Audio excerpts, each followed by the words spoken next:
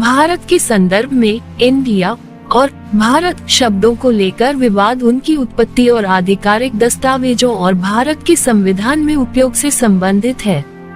India शब्द सिंधु नदी से लिया गया है, जिसका उल्लेख प्राचीन फारसी ग्रंथों में किया गया था और बाद में यूनानियों द्वारा अपनाया गया था।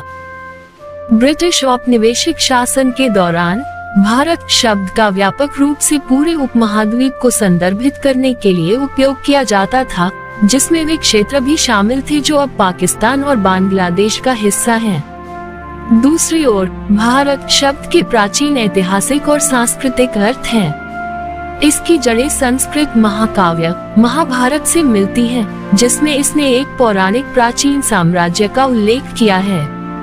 भारतवर्ष या भारत को कई क्षेत्रों और राज्यों के संग्रह के रूप में देखा जाता था। समय के साथ भारत का दूसरा नाम बन गया और इसका उल्लेख पुराणों जैसे प्राचीन भारतीय ग्रंथों में मिलता है।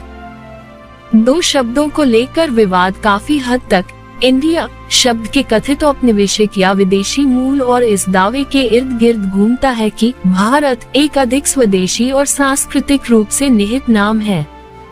भारत का उपयोग करने के समर्थक इसे स्वदेशी पहचान और सांस्कृतिक विरासत को पुनः प्राप्त करने का एक तरीका मानते हुए इस शब्द को अधिक से अधिक अपनाने का तर्क देते हैं।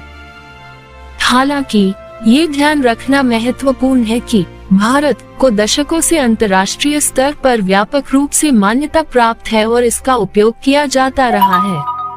ये भारत के संविधान में देश का आधिकारिक नाम है और इसे बदलने के लिए संवैधानिक संशोधन की आवश्यकता होगी।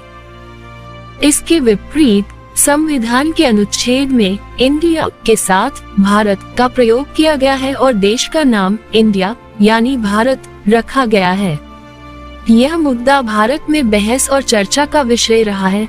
विभिन्न व्यक्तियों और संगठनों ने इस मामले पर अपनी राय व्यक्त की है। अंततः देश के नाम में किसी भी औपचारिक परिवर्तन के लिए व्यापक सामाजिक और राजनीतिक सहमति की आवश्यकता होगी।